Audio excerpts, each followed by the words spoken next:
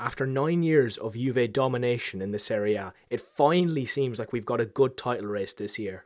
Ever since 2011, when Antonio Conte led Juve to the first of their 9 consecutive titles, they've ran away with it every year since. Juve's dominance coincided with both Milan clubs' demise. But after 10 long years, it seems both clubs from Milan have been resurrected this season. If anything, Juve have been the club that have disappointed. AC Milan sit top of the Serie A after 20 games on 46 points, only 2 above Inter and 7 above Juve, although Juve do have a game in hand. Milan are definitely the surprise package in the league. At the start of the year, the club's ambition was to qualify for the Champions League after being out of the competition for 7 years, but they went off to a flying start and haven't looked back since.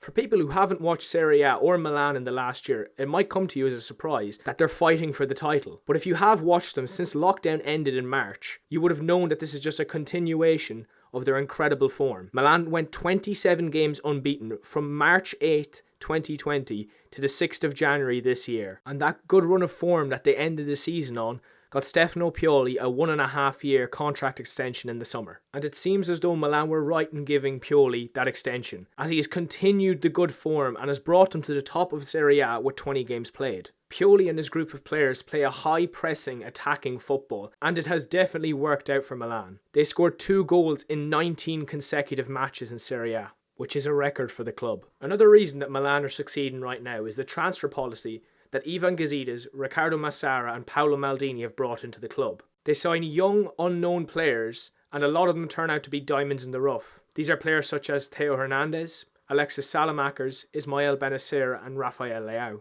And when you mix that with the experience of Zlatan Ibrahimovic, Mario Mandzukic and Simon Kjaer, it's the perfect mix for this group to win. Milan have the youngest average age starting 11 in Europe this season, and that's even considering having a 39-year-old Ibrahimovic up front. Milan have had many standout performers this year in the league.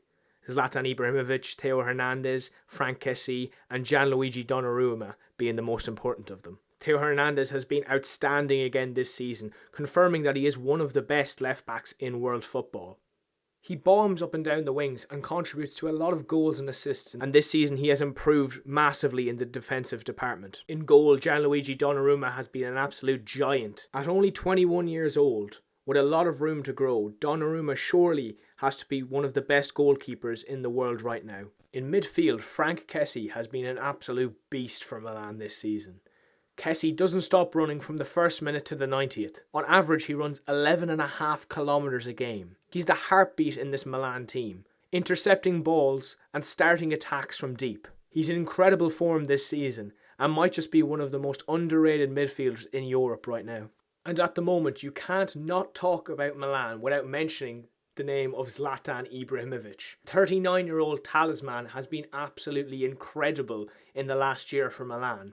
This season alone, he scored 12 goals in 10 appearances in the league, including 4 braces. These numbers are remarkable for a striker of any age, never mind a 40-year-old. There is talks that Ibrahimovic might extend his contract for yet another year, and that would see him play in the Champions League with Milan. It's absolutely crazy how Ibrahimovic has changed the mentality at this club.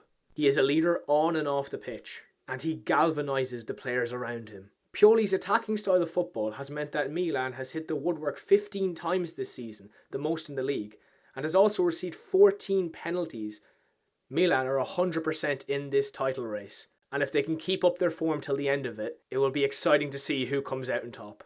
In the other half of Milan, it's a very different story. While AC Milan are the underdogs, Inter were expected to challenge and win this title right from the start. When Inter brought in Antonio Conte 2 years ago, they brought him in to win, and this is what he desperately needs to do this season. After crashing out of their Champions League group, finishing 4th, the pressure is all on Inter to win this title. Without European football, Inter's full focus is on the league, and they have absolutely no excuses if they don't manage to win it. If they don't win the league, questions will be asked of Antonio Conte, and there's already rumblings of this in the Inter fanbase. Despite crashing out of Europe, Inter have been playing good this season. They are the highest scoring team in Serie A with 49 goals. Their strike partnership of Lukaku and Martinez has worked perfectly this season, with 24 goals between them, 14 for Lukaku and 10 for Martinez. Strangely, what's let Inter down this season is their defending, and that's not what you'd expect from an Antonio Conte team. If Inter can tighten up at the back and become a more compact unit, they'll have a lot more chance of winning this league. Personally, this season, I think Inter's most important player has been Nicolo Barella. He's having a great season in the middle of the park for Inter. He's exactly what Conte wants in the middle, a box-to-box midfielder who'll give his all for the team. But saying that, he also has bags of skill and quality. He plays a bit of an N'Golo Kante role in Inter's midfield. Inter have a lot of pressure on their shoulders to come out in this second half of the season and dominate the league. A season-defining match is coming up on the 21st of February, the Derby della Madonnina. It promises to be a fiery affair, and whoever comes out on top will be favourites for the title. 125 kilometres west of Milan in Turin, Juventus are clinging on in this title race. After the risky appointment of Andrea Pirlo to the job, no one was really sure what to expect from Juventus this season. After a shaky start to the season, in which they drew 5 and won 3, it was clear to see that Pirlo needed time to find a playing style that suited the team. After their slow start, the results started evening out, but even then it has been still inconsistent from the Juve team. After beating Milan 3-1 at the San Siro, they then lost 2-0 to Inter. It seems as though it's one step forward and 2 steps back for Pirlo's team right now. Ronaldo has once again been Juve's most important player this season.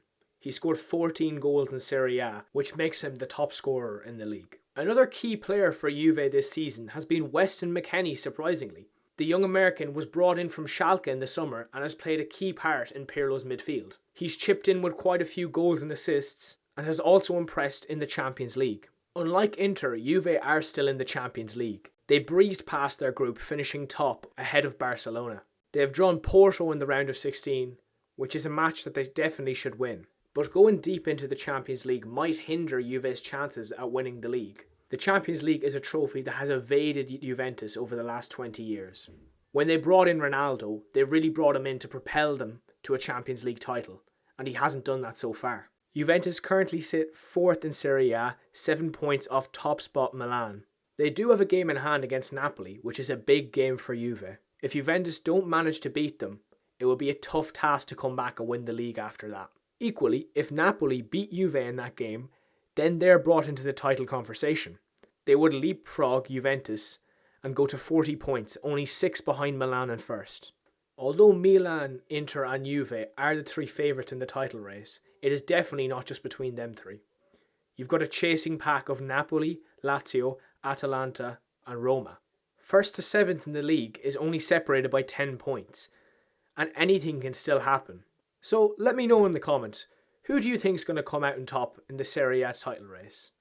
Thanks for watching the video. If you enjoyed it, make sure to like and subscribe, and I'll see you guys next time.